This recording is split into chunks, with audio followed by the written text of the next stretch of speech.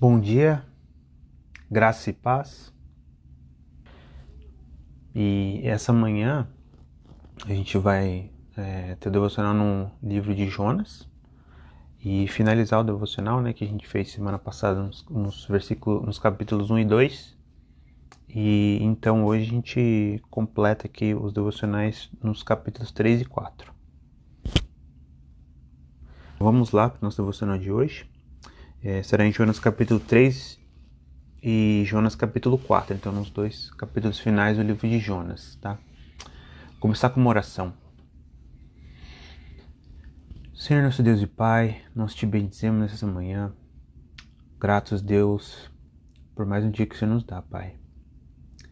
Também Deus te louvando pela bênção que é a internet, pela possibilidade que nós temos, Deus, de tão longe podemos meditar na Tua Palavra e crescer, Deus, no conhecimento de Cristo, nosso Salvador.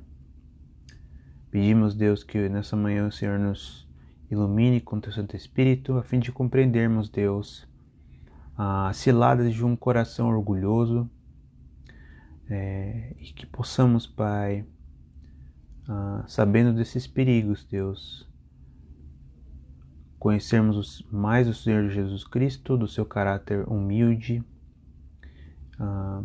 manso, e que sempre busca, Deus, sofrer em benefício dos outros, e que isso venha, Deus, a caracterizar nossas vidas que são caracterizadas por humildade e por pessoas comprometidas, Deus, com a mensagem do Evangelho, compartilhar o Evangelho com outros, Pai. Essa é a nossa oração, no nome de Jesus, o nosso Salvador. Amém. Deixa eu ver se tem mais aqui. Por enquanto não. Então, vou dar início aqui ao devocional, nos capítulos 3 e 4 de Jonas. Primeiro eu queria só recapitular o que a gente viu na semana passada, né, nos capítulos 1 e 2, para aqueles que não estavam aqui. Então a gente, bem resumido aqui, né, o Jonas recebe aquela ordem para pregar em Nínive. Ele não vai para Nínive imediatamente, né, ele foge, na verdade, para Tarsis, pega um navio, né, e essa é a extremidade oposta de Nínive, né, o lado oposto de Nínive. E aí Deus traz essa tempestade no mar por conta de Jonas estar fugindo de Deus. E os marinheiros são ali representados, né, no livro como mais justos do que Jonas, porque Jonas está dormindo, ele está fugindo de Deus.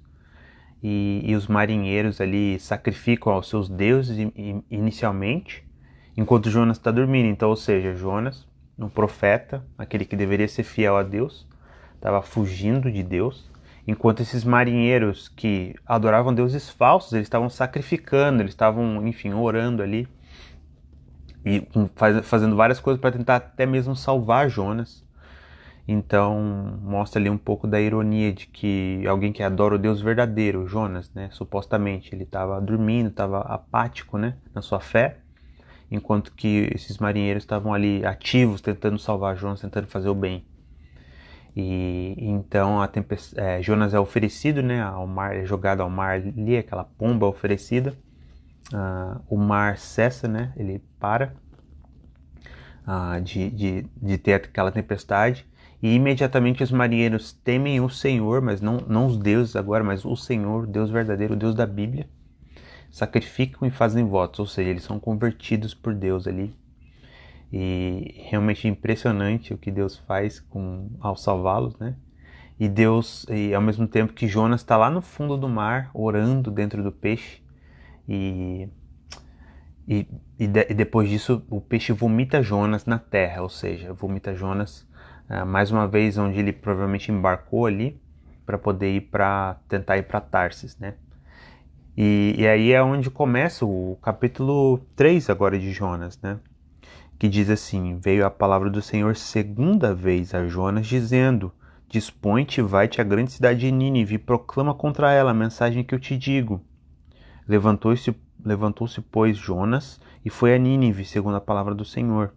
Ora, Nínive era uma cidade muito importante diante de Deus, e de 3 dias para percorrê-la.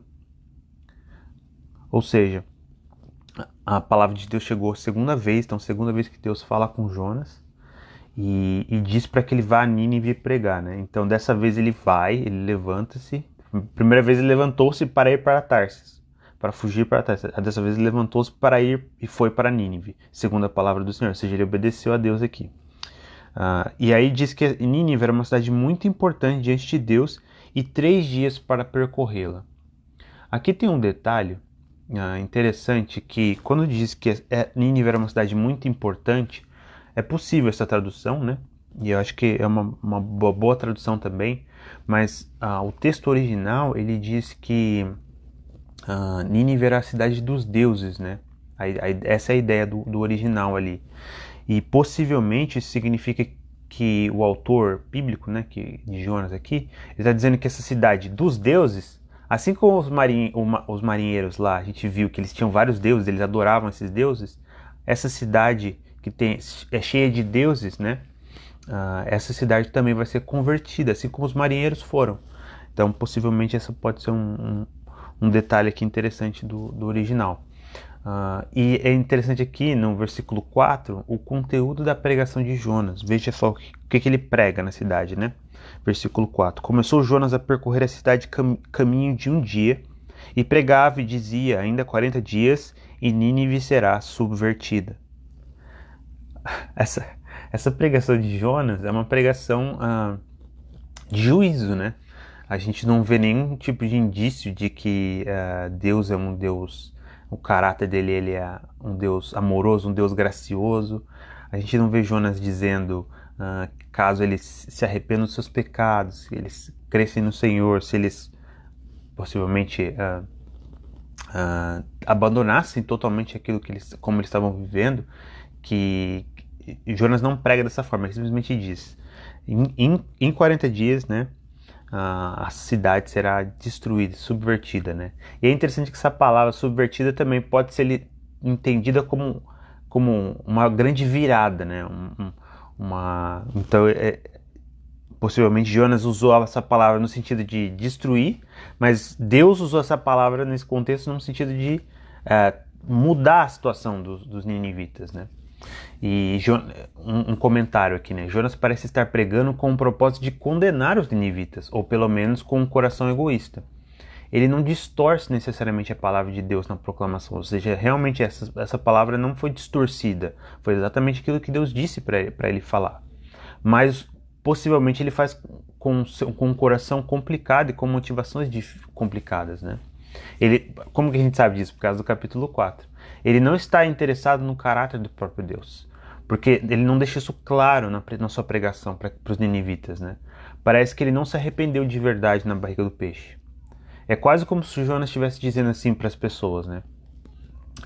Dizendo para Deus: se você quer que eu pregue Nínive, tá bom, eu prego, mas vai ser do meu jeito.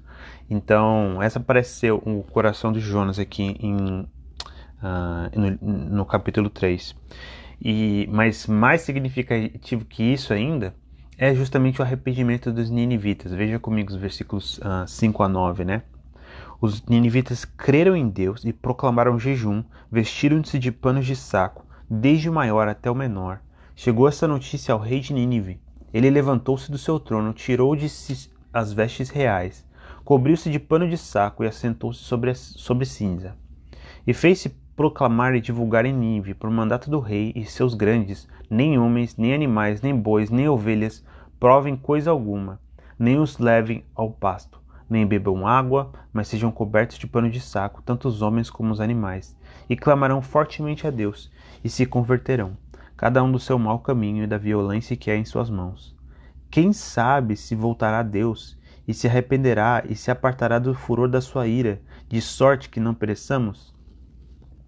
Então aqui a gente vê a descrição dos ninivitas, né? Esse povo pagão, um povo que era muito violento nas suas guerras, né? Mas a gente vê esse povo com o coração quebrantado e com uma pregação de Jonas em que ele diz que em 40 dias Nínive será destruída. Então aqui a gente vê o poder de Deus na conversão, né? Em trazer pessoas, homens e mulheres, E aqui a gente vê até animais, né, mostrando arrependimento. Fascinante realmente essa passagem, e mostra realmente o quanto Deus é poderoso para salvar pessoas, né? Jonas, com algumas palavras, né, a gente pode ver que algumas poucas palavras ele pode trazer uma nação inteira ali, uma população inteira, uma cidade inteira aos pés do Senhor. Então, algo impressionante o poder de Deus aqui. E é interessante também a quantidade de atitudes que eles têm em arrependimento ao Senhor. Isso é muito significativo aqui. Por quê? Porque a gente tem visto Jonas apático, a gente tem visto Jonas, alguém que tinha um conhecimento da lei, alguém que era o profeta, né? Aquele que proclamava a lei de Deus, a vontade de Deus. Mas a gente vê alguém apático, e a gente vê os ninivitas agora, aqueles que se arrependeram, fazendo várias coisas que mostram quanto que eles, na verdade, eles sim estão temendo a Deus, né? A gente vê que o rei de Nínive, ele se levantou do seu trono, tirou as vestes reais, cobriu-se de cinza, né? Que aqui é um símbolo de luto por causa do seu pecado, e pano de saco, e assentou-se sobre cinzas, né? E colocou essa ordem para todas as pessoas que moravam lá, justamente para fazerem o mesmo, né? E é significativo o final, versículo 9, porque como eles não receberam possivelmente uma informação precisa do caráter de Deus, no sentido de que Deus é um Deus santo, sim, é um Deus justo, sim, isso eles ouviram, mas o fato de que Deus é um Deus gracioso, é um Deus tardio em irar-se, eles não receberam essas informações, possivelmente, de Jonas, né? Pelo menos é o que parece.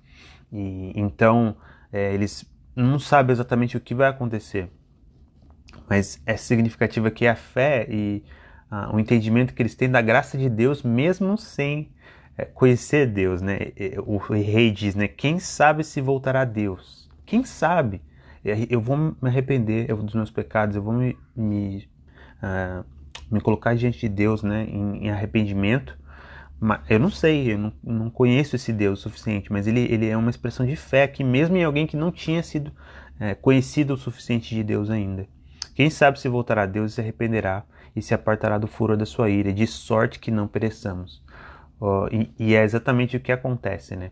Então a gente vê aqui, né, nesse arrependimento dos ninivitas como mais fiel eles estavam sendo, e com uma compreensão do caráter do Senhor maior até mesmo que Jonas, e possivelmente até que alguns israelitas, né? E então Deus concede o perdão para eles, né? Versículo 10. Viu Deus o que fizeram, como se converteram do seu mau caminho, e Deus se arrependeu do mal que tinha dito que lhes faria, e não fez.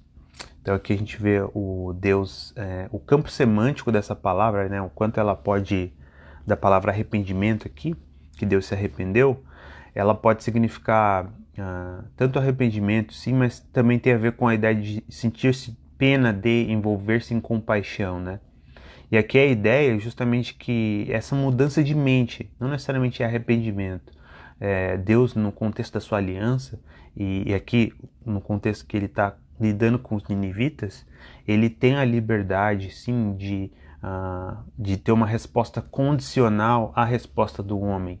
Isso não significa que Deus mudou a sua decisão no plano eterno dele, né? Então essa palavra pode sim trazer a ideia de mudar a sua decisão em relação com base nas respostas humanas, né? A resposta humana mudou, os ninivitas se arrependeram, então Deus mudou no sentido de que ele traria mas isso não realmente significa que Deus se arrependeu. Não, Deus já desde o início ele tinha essa decisão de que ele iria sim salvar os ninivitas, né? E uma dica disso é justamente a ideia de que essa cidade de Nínive ser a cidade dos deuses. Bom, se Deus salvou os marinheiros que adoravam também esses deuses, trazendo para si, então, agora ele vai salvar os ninivitas que também trazendo eles para si.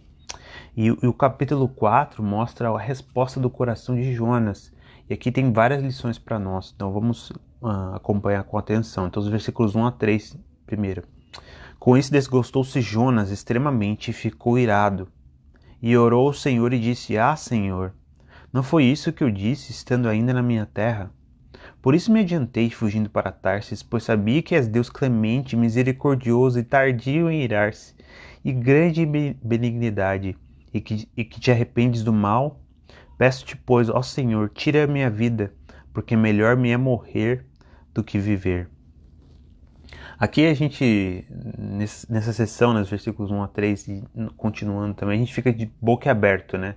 Porque Jonas, o caráter de Deus, o fato de que Deus é compassivo, clemente, misericordioso, é algo que na verdade traz ira para Jonas, ele fica irado. E principalmente porque Jonas, ele se ira aqui porque outros receberam graça e bondade de Deus, ou seja, ele não é a pessoa que está recebendo graça e bondade de Deus, mas outros estão recebendo, né? E principalmente, irmãos, algo significativo aqui é que Jonas não acredita que precisa da graça e da bondade de Deus.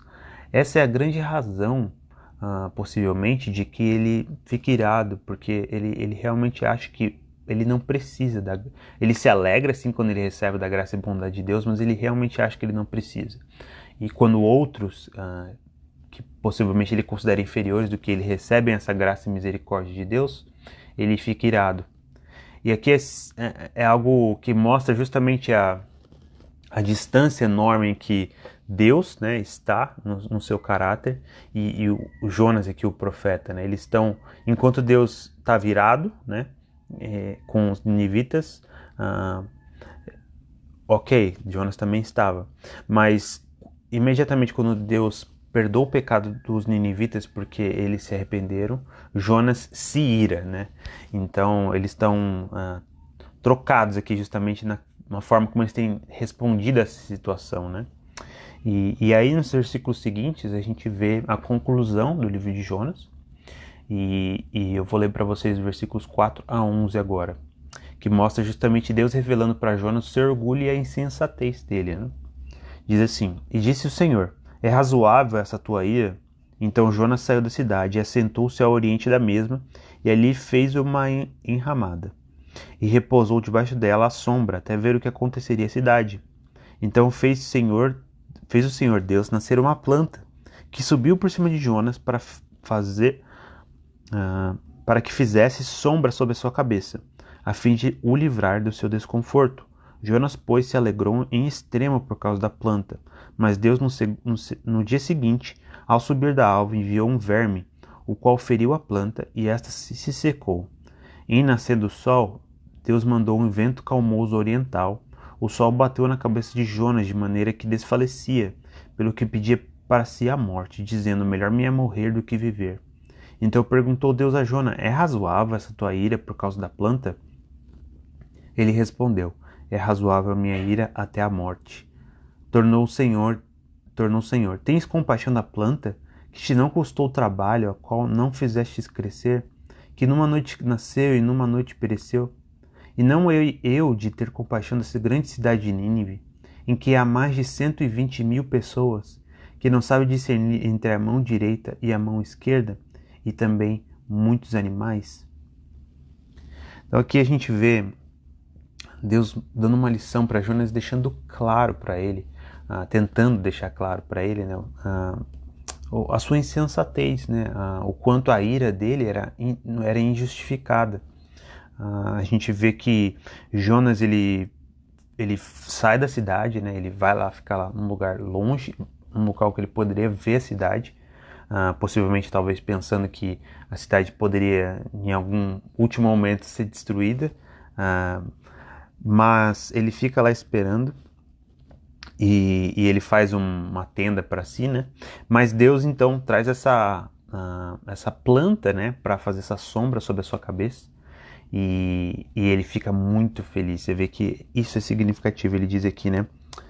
Jonas, pois, se alegrou em extremo por causa da planta, ou seja, ele está virado porque Nínive recebeu graça de Deus, recebeu bondade de Deus, mas aqui ele se regozija muito porque ele recebe da graça de Deus, da bondade de Deus, por Deus ter feito crescer essa planta sobre ele, dando essa sombra, esse conforto para ele. Mas no dia seguinte, né, Deus traz esse verme que fere a planta, e essa planta seca bem rápido, e ele perde a planta, ele não tem mais esse alívio ali do calor que ele estava sentindo, e esse sol aí, que é um sol que vem que esse vento que vem do deserto, tá sobre ele, né, e é um vento muito quente, e ele fica, né, reclamando, né, melhor me é morrer do que viver. Então Deus faz aquela pergunta final para ele, né? É razoável essa tua ira, Jonas? Porque você teve compaixão da planta. Você tá triste por causa da planta, que é a planta que eu fiz, que eu te dei essa bondade agora aqui, né? Eu fiz essa planta crescer sobre você. Mas você está bravo comigo porque eu tive misericórdia de uma cidade em que está 120 mil pessoas e também animais. Então é fascinante a ideia como Deus aqui, ele argumenta com Jonas, e ele busca mostrar para Jonas o quanto ele está sendo insensato, o quanto ele está sendo orgulhoso, até uma oportunidade para que Jonas se arrependa, né? Então é realmente fascinante o quanto Deus persegue Jonas aqui até o fim. E tem uma outra passagem na Bíblia que é muito, muito similar com essa. Não sei quantos aqui já fizeram essa conexão, mas é Lucas capítulo 15, né? As 3 parábolas que nós ouvimos Jesus dizer. É significativo que essas parábolas Jesus conta quando tinham 2 tipos de pessoa ao lado dele, né? A gente tinha os publicanos e pecadores, que estavam ouvindo essas 2 parábolas, e também tinham os escribas e fariseus. E os escribas e fariseus estavam reclamando com Jesus: esse aí come com pecadores, né? E aí então Jesus conta 3 parábolas, né? A parábola da ovelha perdida, a parábola da dracma perdida e a parábola do filho pródigo. E eu queria só trazer uns paralelos, enquanto a gente começa a finalizar aqui o devocional, com a parábola do filho pródigo e a história de Jonas aqui. A gente sabe na parábola do filho pródigo que esse pai ele tinha 2 filhos, né? Um filho mais novo e um filho mais velho. O filho mais moço, ele pede a herança, né? E gasta a herança do pai com prostituições, com várias coisas erradas, ilícitas, né? E ele sai da casa do seu pai, né? E o filho mais velho a gente sabe que fica com o pai. Mas em um certo dado momento, esse filho mais novo, ele realmente cai em si, ele se arrepende dos seus pecados, ele volta para o pai, né? Já é uma parábola conhecida por nós, né? E antes que o filho chegue, né, o pai já vendo o filho, ele corre para o filho, beija o filho e coloca um anel no filho, dizendo que esse filho aqui ele não vai ser um servo, por mais que ele tenha questionado que, olha, eu quero ser um servo do Senhor. Não, ele não vai ser um servo, ele vai ter o status de filho. Então imediatamente o pai pede para matar o melhor animal, colocar melhores roupas nesse filho, né? E aí o pai diz, né, comamos e regozijamos, porque este meu filho estava morto e reviveu, estava perdido e foi achado. E começaram a regozijar-se. E aqui é significativo por quê? Porque a gente sabe que o pai aqui nessa parábola representa Deus. E o filho mais novo representa os publicanos e pecadores, né? E quem será que é o filho mais velho? O filho mais velho são os escribas e fariseus, são o único grupo de pessoas que não foi relacionado aqui com um dos personagens, né, que estavam no contexto em que Jesus estava contando essa parábola. E significativo é que o filho mais velho, que estava no campo, quando ele voltava, ao aproximar-se da casa, ouvia as músicas e as danças, chamou um dos seus criados e perguntou o que era aquilo. E ele informou: veio teu irmão e teu pai e mandou matar o novilho, pois o recuperou com saúde. Ele se indignou e não queria entrar. Ou seja, o que gerou ira no irmão mais velho foi o fato de que o irmão mais novo foi salvo e voltou para casa. É muito parecido, muito similar com a resposta que Jonas tem em relação aos ninivitas, né? Os ninivitas, esse povo pecador, esse povo que ele considerava inferior a ele, recebeu perdão e ele fica irado. Então, mais significativo aqui na parábola também é que o pai, saindo da casa, saindo do banquete ali na festa que eles estavam, ele procurava conciliar o seu filho. E ele respondeu, o filho reclamando, né, ainda com o pai, né, respondeu para o pai. E finalmente o pai responde para ele, né, meu filho, tu sempre estás comigo, tudo o que é meu é teu. Entretanto, era preciso que nos regozijássemos e nos alegrássemos, porque esse teu irmão estava morto e reviveu, estava perdido e foi achado. Então aqui Jesus contando para nós a parábola do filho pródigo, e finalmente no final a gente não sabe se o filho mais velho se arrependeu. E a gente também não sabe se Jonas se arrependeu. Então os paralelos são muito, muito grandes, né, em relação às duas, tanto a parábola do filho pródigo como Jonas, o livro de Jonas, né? Então o irmão mais velho de Jonas, como a gente comentou, ele é como Jonas, né? O irmão mais velho é como Jonas. E o fato de Deus, até o fim, estar buscando o arrependimento de Jonas, mostra isso também, né? Que eles estão sendo colocados como similares aqui, né? Porque na parábola o pai também raciocina com o filho mais velho até o final. Ou seja, na parábola o pai está no final pedindo para que o filho se arrependa dos seus pecados e se arrependa, né, e venha para dentro do banquete, que ali o banquete representa o que? Salvação, representa o lugar em que Deus está, né? Mas a gente não sabe o final da história. Da mesma forma em Jonas, a gente também não sabe qual o final, no sentido de que se Jonas realmente se arrependeu, se ele entendeu essa lição que Deus quis dar para ele, né? Então, o que o livro de Jonas nos ensina? Ensina a ver que o que um coração orgulhoso pode fazer com uma pessoa, né? Jonas tinha uma visão elevada de si mesmo, né? Possivelmente, e que ser orgulhoso o levou à falta de obediência e arrependimento. Por quê? Porque ele estava cego para a verdade e fugindo da presença de Deus, né? Alguém orgulhoso, ele define para si o que é bom e o que é mal, certo e errado. Ele é o padrão, né? E, portanto, qualquer coisa que não se encaixe nesse padrão tem que ser rejeitado. Então aqui a gente vê um pouco do que Jonas está transparecendo, né? E com certeza aquilo que os fariseus e escribas transpareciam, né? Mas o que traz esperança aqui nessa passagem para nós é que Deus se alegra no arrependimento e está procurando salvar os perdidos, né? As mensagens de Jonas e Lucas capítulo 15 são muito semelhantes. Deus é fiel e ele faz o seu papel de mediador. Mesmo Jonas tendo pregado, mas ele não tendo a disposição de realmente ser um mediador para os ninivitas, Deus fez esse papel, né? Porque de maneira última um dia o Senhor Jesus Cristo iria ser sacrificado por causa dos nossos pecados, mas Jonas ele não estava disposto a ir para Nínive pregar, né? Ele fugiu de Deus inicialmente, mas Deus foi até o fim e usou o seu profeta para justamente trazer a salvação para os ninivitas. Então Deus ele está buscando, ele se alegra no arrependimento e está buscando salvar os perdidos, né? Deus busca o filho mais novo e também o filho mais velho. Isso é muito significativo porque Jonas ele acha que ele não precisa da graça de Deus, mas mesmo alguém cego, como aparentemente Jonas parece ser aqui, Deus arrasou com ele até o fim, até o fim, até o fim. Ele não desiste de Jonas aqui, deixa de lado e deixa Jonas lá sofrendo. Não, ele argumenta com Jonas, ele questiona Jonas, buscando justamente que Jonas chegue a um conhecimento da graça de Deus, que ele entenda realmente que ele precisa da graça de Deus.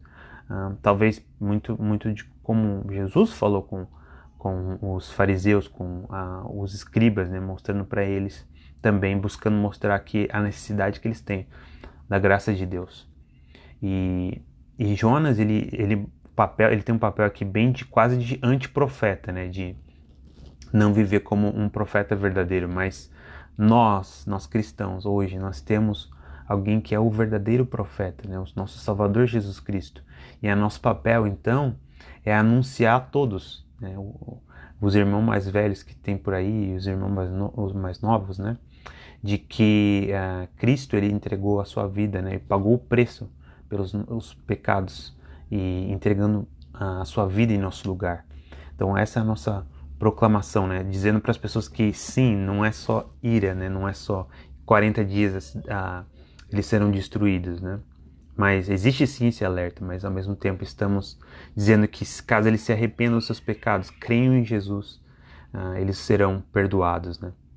Então, para finalizar, se realmente nós nos arrependemos e reconhecemos a graça de Deus em nós, a gente reconhecer que nós precisamos da graça de Deus, assim como os ninivitas aqui, Então a gente tem a obrigação de estender essa graça e amor aos outros, né?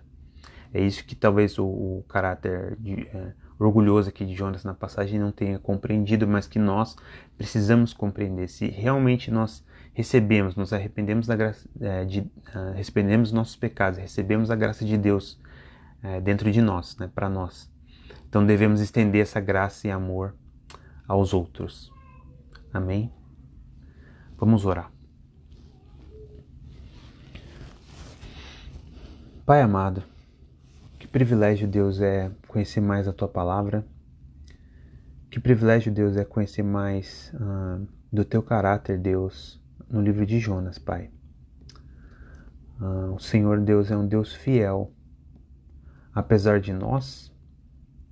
E apesar de nós, Deus, o Senhor enviou Seu Filho Jesus Cristo no tempo certo, que viveu uma vida perfeita, morreu na cruz pelos nossos pecados e ressuscitou ao terceiro dia. E hoje, Deus, pela fé nele, temos perdão dos pecados, Deus, e o privilégio de pertencermos à família de Deus e tantas outras bênçãos, ó Pai. Louvado seja o Senhor por isso, Deus. E clamamos, Deus, que o Senhor nos ajude, nos livre, Deus, de um coração orgulhoso, de um coração cego para a Tua vontade e para o Teu caráter. E peço que o Senhor nos ajude, Deus, a proclamarmos a Tua bondade, Deus, e a Tua graça que recebemos às outras pessoas. Tanto aqueles que moralmente estão bem longe do Senhor, tanto quanto aqueles que aparentemente são religiosos. Que estejamos buscando, Deus, mostrar às pessoas, por meio da maneira que vivemos e com as nossas palavras, que a graça de Deus é melhor do que a vida e que a salvação pertence ao Senhor. É isso que oramos no nome do Senhor Jesus Cristo, nosso Salvador. Amém.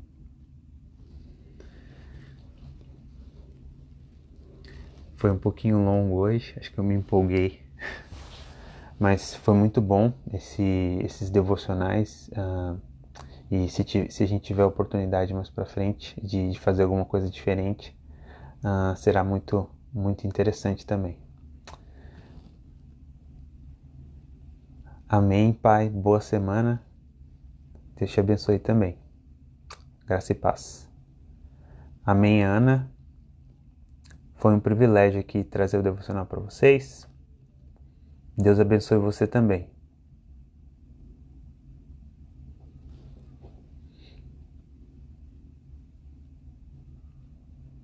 E as portas estão abertas, né? Para caso alguém queira visitar, manda uma mensagem aqui pra gente. A gente sabe das dificuldades agora com o Covid-19 para sair do Brasil, principalmente aqui para os Estados Unidos, mas a gente espera que em breve as coisas comecem a melhorar um pouco nesse sentido, né? Orem pela Giovana, que em dezembro ela pretende ir para o Brasil, né? Ela tinha os planos de ir em junho e por conta do Covid as coisas acabaram postergando, mas está tudo planejado para ela ir em dezembro e rever alguns de vocês aí também. Bom dia, Eudinete.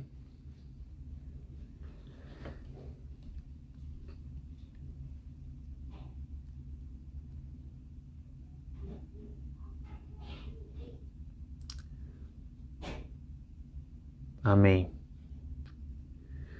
Bom, vou nessa, irmãos. A graça e a paz do Senhor Jesus Cristo e uma boa semana para vocês.